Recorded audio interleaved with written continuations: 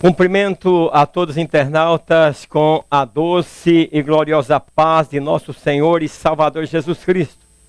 Já estamos na segunda lição do terceiro trimestre do ano de 2022 e quero agradecer de coração a todos que têm me acompanhado, que têm feito seus comentários. Seus comentários é muito importante. Quando a lição não tem comentário, a gente fica um pouco com dificuldade. Será que não gostaram? Então, comente, compartilhe, dê o seu like. Você que está me assistindo aí pela primeira vez, se inscreva no meu canal. Isso é muito importante e a gente está procurando a melhorar cada dia. Então, quero pedir a vocês, não esqueçam de compartilhar e de se inscrever no meu canal. A lição de hoje é a lição de número 2. Humildade, o alicerce da felicidade. Esta lição promete bastante, internautas, professores, professoras. Vamos procurar focar de maneira que nós possamos compreender o que é humildade. O que é humildade para Deus?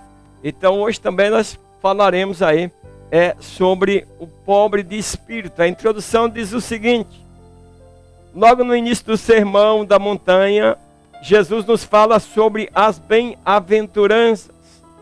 Bem-aventurado, bem feliz. É hora de nós, professores, professoras, internautas, pessoas que me acompanham, de colocar um termômetro e também verificar, medir a felicidade dos nossos alunos. Nós, até o final da lição, nós vamos entender realmente o que é felicidade. Então o termo é usado para a palavra bem-aventurança, se refere a uma profunda alegria da alma humana. Que coisa gostosa é viver com alegria. No primeiro ponto do objetivo, nós vamos entender o conceito de felicidade. O que é felicidade? Então nós vamos trabalhar com esse conceito. Por isso eu convido a vocês, professores, professoras, a me acompanhar até o final desta lição. Um diz a felicidade de acordo com a visão de Deus. A primeira bem-aventurança ensinada por Jesus fala acerca da humildade. Então nós precisamos entender o ser feliz. Para nós ser felizes, nós temos que estar de acordo com a visão de Deus. Deus quer nos ver felizes, mas nós precisamos estar então se enquadrando dentro desta visão do nosso Pai Celestial. O pobre de espírito aqui é aquele que nada possui e que vive numa absoluta dependência. Nós vamos entrar lá falando sobre o pobre de espírito e a gente vai ver também sobre a cultura da época, né? E o que realmente é o pobre de espírito. O 1.1 diz assim: o que pode ser a felicidade para algumas pessoas? A psicologia ensina que a felicidade é o estado emocional de uma pessoa feliz. Então, dentro da psicologia, qual é o teu estado emocional? Como está, professor? Como está, internauta? Professor, verifica qual o estado emocional dos teus alunos, se realmente são pessoas felizes. Nós podemos ajudar as pessoas a descobrir a felicidade. O que é a felicidade? A felicidade é a sensação de bem-estar e a satisfação que experimentamos quando atingimos nossos objetivos. É tão legal quando nós atingimos algo que nós queremos. Como nós estamos felizes, como ficamos felizes, mas nós precisamos de uma felicidade permanente. Então por isso nós precisamos se enquadrar no que nós vamos estar estudando daqui para frente, para realmente nós tenhamos uma felicidade completa, apesar que ninguém vai ter uma felicidade completa, porque acontecem fatalidades em nossas famílias, em nosso trajeto. Então, a felicidade ela é um momento duradouro de satisfação, onde não há necessidade urgentes, nem sofrimentos atormentadores. Quer dizer, uma pessoa que está olhando outra coisa, está preocupada se vai conseguir, se não vai conseguir, ela não consegue se realizar, ela traz tormento para a sua própria vida. Então todo mundo quer ser feliz, mas nem todo mundo consegue encontrar modos de sentir-se assim temos horas, né, que nós temos mais notícias. Então eu procuro trazer professores, eu procuro ir na aula de maneira que nós focamos, entendamos o que nós estamos estudando. Então, todo mundo quer ser feliz? Realmente, todo mundo quer ser feliz. Mas é preciso encontrar esses modos, o caminho para a felicidade. Como encontrarmos? A felicidade não está só no casamento. Então, a felicidade ela é um fator fundamental para a manutenção da saúde e prevenção das doenças. As pessoas felizes, elas ficam menos doentes. Porque ela ajuda o seu organismo funciona melhor. E a felicidade, ela protege também o coração, a alegria. Você tem que ver como se comportar, tanto diante de Deus, como na nossa vida aqui na terra. Ser feliz não é ser isolado. Tem muitos crentes que se isolam. Ah, não pode isso, não pode aquilo. Deixa de usufruir das riquezas que Deus trouxe para nós, que Deus preparou para nós. Então, a felicidade, quando você procura viver a felicidade, o seu sistema imunológico também fortalece. Então a felicidade é procurar saber viver. Nós temos que procurar saber viver. Não tomar mal por mal. Procurar absorver as palavras para depois nós poder talvez contrapor. Entender aqueles que são menos experientes, às vezes nos acusa, nos atropela. Nós temos que ter calma para tudo isso, para que nós realmente sejamos felizes. Que lição gloriosa, vamos falar de felicidade, ser feliz. Ser feliz na família, ser feliz na igreja, ser feliz com seus filhos. Então, ser feliz, ela combate o estresse. De vez em quando o pai faz uma brincadeira com seus filhos, a mãe abraça seus filhos, faz uma brincadeira com elas. Marido e mulher vivem mutuamente em comunhão, em alegria, em acordo. Um parando para ouvir o outro. Isso é ser feliz, isso é preencher os requisitos exigidos pela felicidade. Jovens, adultos, tudo procurando entrar por este caminho que nos traz a verdadeira alegria, servindo ao Senhor, obedecendo ao Senhor. Então, para muitos, a felicidade é um estado subjetivo. Cada pessoa experimenta de uma maneira diferente, mas não é isso. A felicidade, ela tem uns requisitos a ser preenchidos para que nós sejamos felizes. Ela pode ser causada por coisas ou situações diferentes, dependendo do significado que cada pessoa dá a elas. Como Deus pensa, como Deus vê isso da felicidade? Para Deus, a pessoa feliz é a que reconhece que nada tem e que em tudo depende da sua graça. Que gostoso é depender de Deus. Sabe que Deus cuida de nós. Se tiver algum problema, Deus está conosco. Então, isso para Deus, o ser feliz, é quando nós servimos a Deus. A felicidade não está na mesa de um bar. 1.2 diz assim: o que é a felicidade segundo a Bíblia? A felicidade segundo a Bíblia está determinada pela a existência da relação com Deus todo dia. Então, e por meio do quê? Essa felicidade com Deus por meio da fé e da obediência aos mandamentos. Se eu exercito a fé, se eu obedeço os mandamentos, aí eu sou feliz conforme a vontade de Deus. Mas por quê? Eu obedecendo a fé e obedecendo aos mandamentos, eu sei viver em sociedade, eu sei viver na igreja, eu sei viver com a minha família, eu sei me importar no meu trabalho. E a pessoa vai dizer, mas como essa pessoa é feliz? Por causa da comunhão com Deus. A dependência de Deus nos traz a felicidade. Pobre de espírito, totalmente dependente de Deus. Então, a felicidade é vista como um presente dado por Deus a seus filhos. Está escrito lá no Salmo 144, verso 15. Bem-aventurado é o povo cujo Deus é o Senhor. Se Deus é o nosso Senhor, nós temos tudo para sermos felizes. Como alcançamos a felicidade com Deus? Qual que é o segredo para sermos felizes com Deus? Para ser feliz com Deus, nós precisamos perdoar.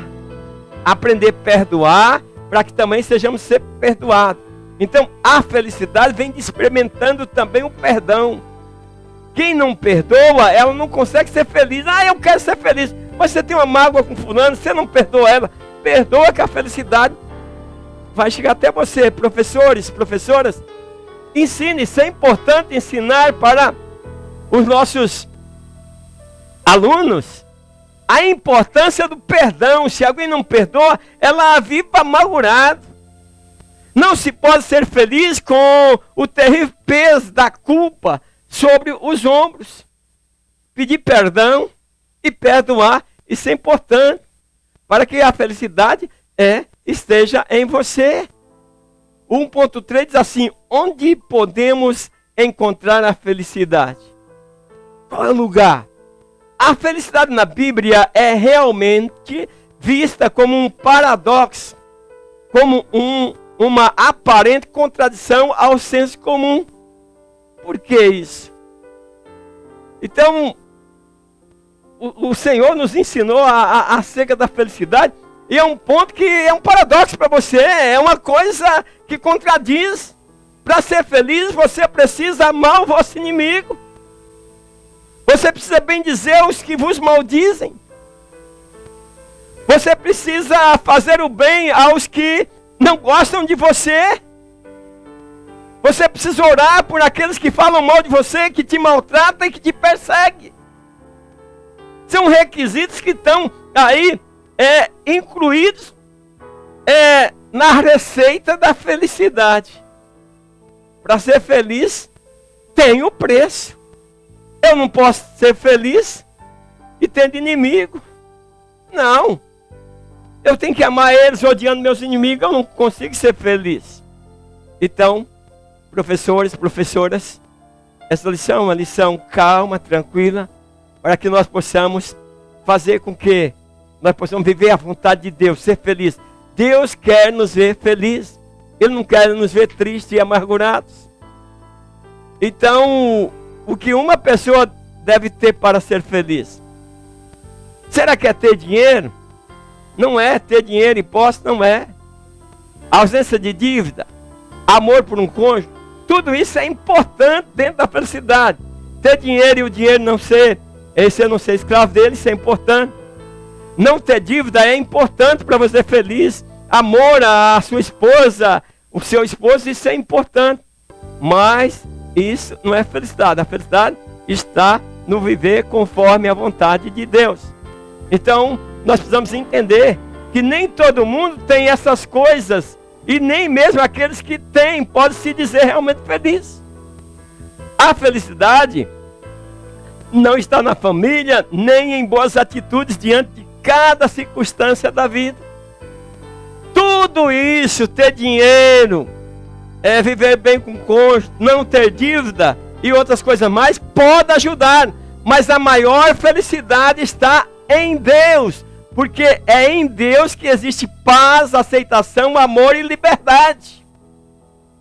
Então, Deus se tornou o objetivo ideal de nossa felicidade.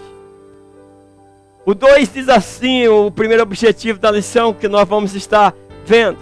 Nós vamos ensinar agora o que a Bíblia fala sobre a pobreza de espírito.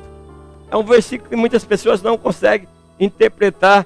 Bem-aventurados pobres de espírito. Eu vou estar falando sobre isso agora nesse ponto. O 2 diz assim: o que é um pobre de espírito? Jesus chama de felizes aqueles que são pobres de espírito. Mas afinal, o que é ser pobre de espírito segundo as Escrituras? Quer dizer, o nosso comentador da nossa lição, ele mesmo coloca e ele mesmo agora, ele diz, mas afinal o que é isso? O que é ser um pobre de espírito? O 2.1, vou estar explicando, tá? O 2.1 diz assim: o pobre é o humilde que confia em Deus. As bem-aventuranças foram originalmente pronunciadas em aramaico. Os judeus usavam a palavra pobre como sentido muito especial. Designava uma pessoa sem poder, prestígio ou influência. Vê que a nossa vida é uma escala. Os pobres, às vezes, estão aqui embaixo fazendo serviços mais pesados. Aí aparece uma outra classe mais privilegiada e aparece o poder lá em cima, que é aquele que é bem privilegiado. Então o aramaico é uma língua semita, né, que está hoje praticamente extinta. Ninguém vê ninguém falar em aramaico. E ela foi a língua em que Jesus se expressava todos os dias. Jesus falava aramaico. Então a origem do aramaico é atribuída aos caldeus. Quer dizer, lá no início, na Mesopotâmia, o local onde era do Éden. Então podemos até crer que o primeiro homem, né, coisa minha, a Bíblia não diz isso, mas podemos até crer que o primeiro homem, a língua deles era aramaico. Após a Torre de Babel ali, houve a confusão e aí mudou-se as línguas. Eu que estou dizendo isso, tá? Se alguma pessoa descobriu qual é a língua que o povo antediluvianos falava, posta aí, diz irmão Demar, eles falavam tal língua. Ok, legal.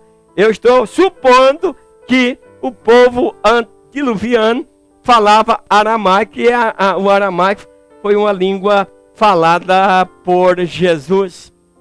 Então alguém que, por não possuir nenhum recurso, estou falando dos pobres de espírito, tá ok? Voltando, fiz aí para entender porque o aramaico, porque Jesus falou ali no Sermão do Monte em aramaico. Estou explicando porquê, né, nas bem-aventuranças. E agora eu volto aqui para que os professores que estão assistindo, para repassar para os seus alunos, as pessoas que me acompanham, professores e professoras, possam agora entender e passar para os seus alunos qual que era o sentido na cultura da época em que Jesus disse o pobre de espírito. Então, professores, nós sempre temos que estar procurando, preocupados com isso. Dentro da hermenêutica nós precisamos conhecer a cultura, né, a geografia, né, esses costumes que o povo tinha, porque às vezes falou para aquela época e é uma coisa que não chegou até nós. Mas diferente aqui do pobre de espírito. Porque alguém que, por não possuir nenhum recurso terrestre, coloca toda a sua esperança e confiança em Deus. Naquele tempo havia muitas pessoas que viviam pelas ruas, né? Pedindo, eles não tinham nada, confiavam totalmente em Deus. Então é nesse mesmo sentido que em vários salmos, né, quando nós lemos, o pobre é apresentado como o homem humilde e impossibilitado que colocou sua esperança e confiança em Deus. Até hoje, quando nós falamos do pobre, mas às vezes dentro do contexto está totalmente errado, nós dizemos, meu pai era humilde, meu avô era humilde, mas talvez era um homem que não servia a Deus, tinha humildade, mas não servia a Deus. Aqui fala daquela pessoa pobre que nada possuía e confiava inteiramente em Deus. Então o homem bendito e feliz é aquele que tomou consciência de sua total necessidade e que depositou em Deus toda a sua confiança. Então, trazendo para nós, professores, professoras, pode esclarecer aí para os seus alunos. Então, trazendo para nós, bem-aventurado o pobre de espírito. Por exemplo, eu, embora, por exemplo, seja um fazendeiro, seja um homem muito rico, um exemplo, tá? Que eu não sou isso. Mas eu, na realidade, eu não tenho orgulho. Eu dependo totalmente de Deus, sou humilde, né? Sei que tudo pertence a Deus, que eu não vou levar nada e que a minha confiança está no Senhor. Não me exalto, certo? Então aí isso aí me traz uma característica de pobre de espírito. Nós temos que ter muito cuidado quando nós possuímos tudo e a pobreza de espírito não existe em nós. 2.2 assim, o pobre é aquele que está vazio de si mesmo. Veja que está dentro do que eu estou falando. Jesus traz aí, por exemplo, dentro da cultura da época existiam muitos pobres. Lembra que a situação dos pobres não era fácil. Lembra que quando você lê o Velho Testamento, você vê que eles vão fazer a colheita e tinha que deixar espigas para trás para que os pobres colhessem. Quer dizer, era uma situação terrível que o povo vivia. Hoje nós não vivemos essa situação. Então no 2 aí diz, ao dizer bem-aventurados pobres de espírito, Jesus estava confrontando a forma incorreta do ensinamento dos fariseus e mestres da lei. Pois os fariseus, eles achavam que as pessoas eram desprovidas de Deus, que não tinham conseguido nem bens. Então os fariseus eles eram extremamente orgulhosos. Eles se consideravam justos e que de nada necessitava. Quer dizer, eram pessoas que tinham posição, estavam numa escala maior dentro da sociedade, e eles achavam que eles eram bem-aventurados. Aí a expressão pobre de espírito está em oposição ao orgulho espiritual e se destina a eles e seus seguidores. Então nós precisamos despir dessa grandeza de orgulho e de tantas coisas que nós temos em nós, porque possuímos alguma coisa, e se tornar dependentes de Deus. Então pessoas que se caracterizam por orgulho espiritual não receberá de Deus coisa alguma. Então a pessoa que se acha que ele não tem falta de nada, então a bênção de Deus não pode descer sobre essa pessoa, porque o orgulho não serve de alicerce para a justiça. Então, cuidado com o orgulho. Mas olha, olha quem está falando de mim. Ele não chega nem a meus pés. Então nós temos essas expressões que não agradam a Deus, nós precisamos tirar disso. Quem é tu para falar de mim? Quem é tu para me apontar? Então isso mostra aí um orgulho, né? Que não demonstra santidade. É um orgulho espiritual e ele não tem demonstração de santidade. Mas é pecaminoso.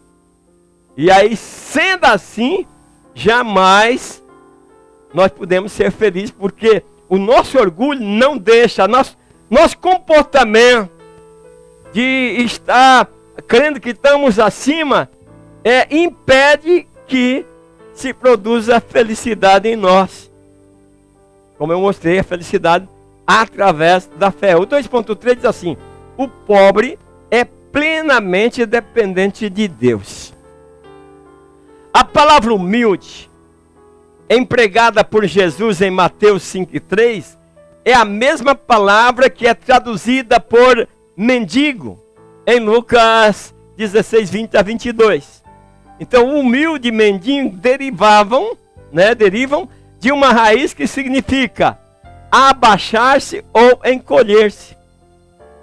Então, aquelas pessoas estão desprezadas à margem. Então, essa tradução de humilde, de pobre, de espírito, encaixava também aí nessas pessoas que abaixavam aí para encolher-se, né?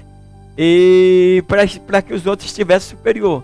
Então, nesse contexto aí Jesus traz o Sermão do Monte, onde ele diz, bem-aventurado os pobres de espírito, porque deles é o reino de Deus.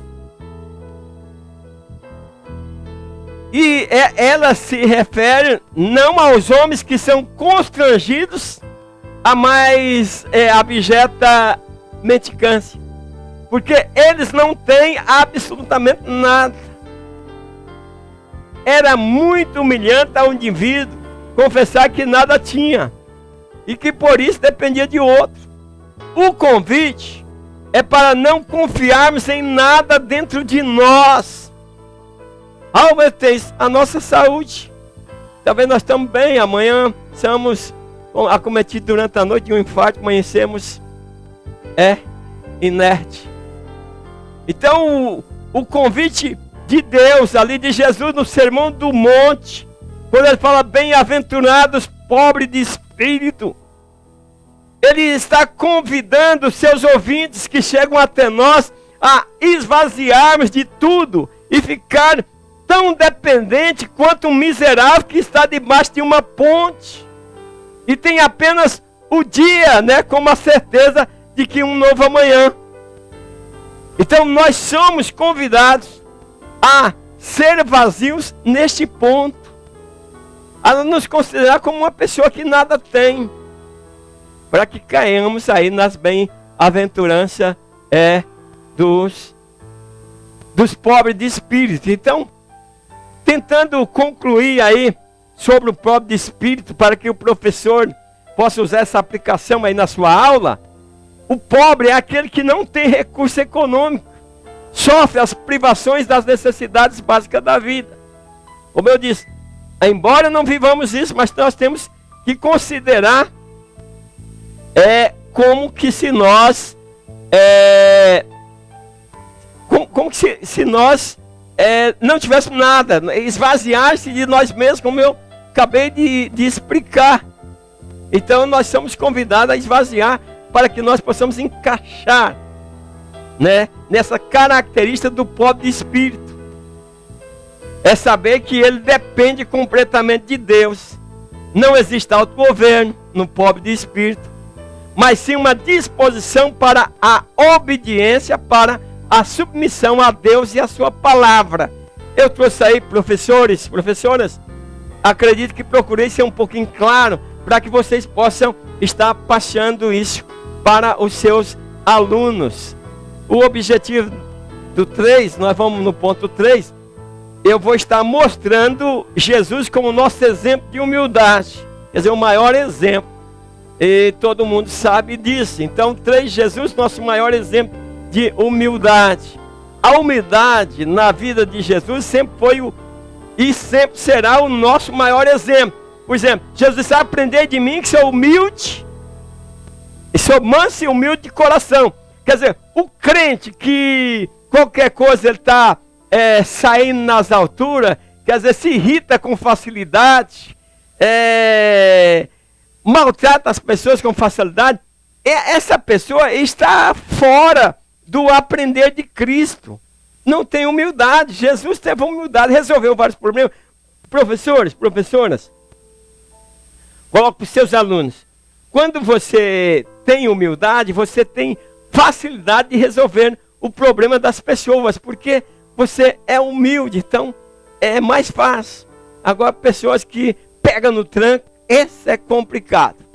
Então Jesus, ele, mostrando a humildade, ele desceu do seu trono real, esvaziou-se completamente e se fez como um de nós. Passou 9 meses no ventre de Maria, né? Se formando ali como um ser humano, sendo Deus e se formando como um ser humano, para viver a experiência humana. Jesus pode falar por nós, Jesus pode interceder por nós, porque ele viveu uma experiência humana. Então tudo isso que ele fez para nos ensinar o caminho da comunhão com o Pai. Nós precisamos ter comunhão com Deus. O 3:1 diz assim: Jesus se esvaziou. Indiscutivelmente, humildade é a ausência de orgulho. Se você tem orgulho, corta esse negócio, manda isso pro lixo, porque é uma característica de sujeitos modestos, que não se sente mais importante ou melhor que os outros, independente de quão longe eles chegaram na vida, independente dos passos, do degrau, do seu conhecimento e de suas propriedades, dos seus bens. Ele é esse pobre de espírito, esta pessoa humilde, ela é caracterizada por isso, por ela, a maneira modesta de viver.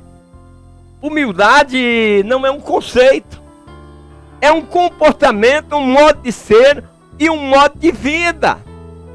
Não, fulano, por exemplo, fulano é humilde, pisa no pé dele. Então isso não é um conceito, isso é uma obrigação nossa, viver a humildade, aprender com Jesus. A humildade é uma das virtudes mais nobres do espírito humano. Saber a hora de falar. Então as mais belas qualidades sem humildade representam o mesmo que um corpo que não tem alma. Então é preciso ter qualidade. Nossas lideranças precisam ter qualidade, nós cristãos precisamos ter qualidade. 3.2 diz assim: Jesus lavou os pés de seus discípulos. Jesus não somente ensinou acerca da humildade em sua vida, mas ele espelhava. Ele é um melhor e perfeito exemplo. O que ele fez? Lavou os pés dos discípulos. Não discriminou, lavou os pés de Judas também, que ia trair, ele sabia. E na Santa Ceia ele serviu os seus discípulos. Exemplo de humildade. Quem é maior, quem serve ou quem está na mesa. Jesus chegou a falar isso. O 3.3 diz assim: Jesus nos deixou um legado de humildade. Se lermos os evangelhos com atenção, podemos compreender muito claramente que em Jesus, Deus não é apresentado como aquele que iria de imediato libertar do jugo romano e restabelecer o reino davídico, como pensavam os israelitas e como eles esperavam que seu enviado fosse.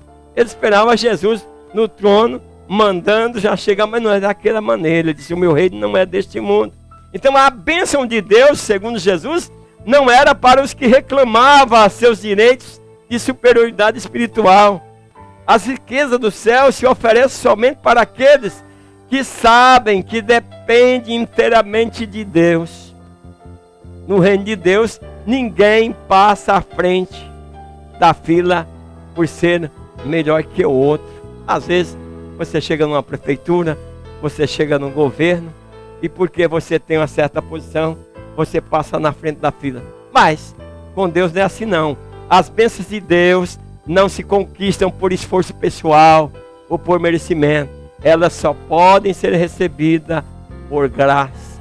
Conclusão: a primeira bem-aventurança apresenta o caminho da felicidade. A humildade é sobre essa qualidade que todas as demais se apoiam. Que Deus abençoe os internautas. Aguardo vocês na próxima aula e até lá, na paz do Senhor. Amém.